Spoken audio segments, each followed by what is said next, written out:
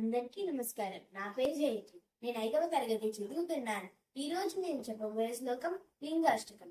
ఓం బ్రహ్మమురారిసురార్చితలింగం నిర్మలభాసితశోభితలింగం జన్మజదుఃఖ వినాశకలింగం తప్రణమామి సదా శివలింగం దేవమునిప్రవరార్చితలింగం आमदहन करुणाकरलिङ्गं रावणदर्पविनाशकलिङ्गं तप्रणमामि सदा शिवलिङ्गं सर्वसुगन्धसुलेपितलिङ्गं बुद्धिविवर्धनकारणलिङ्गं सिद्धसुरासुरवन्दितलिङ्गं तप्रणमामि सदा शिवलिङ्गं कनकमहामणिभूषितलिङ्गं फणिपतिवेष्टितशोभितलिङ्गं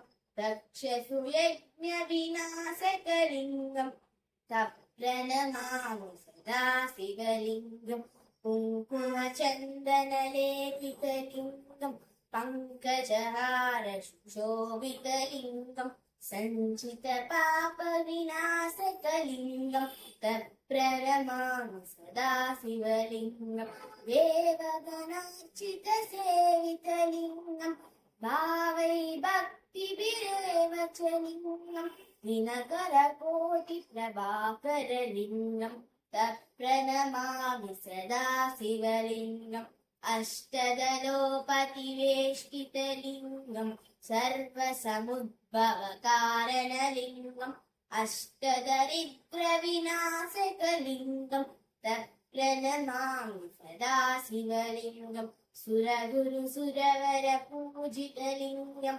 सुरवरपुष्पसदाशिवलिङ्गं परमपदं परमात्मकलिङ्गं तप्रणमामि सदा शिवलिङ्गं लिङ्गाष्टकमिदं पुण्यं यः पठे शिवसन्निधौ शिवलोकमहाप्नोति शिवेन सह मोदते।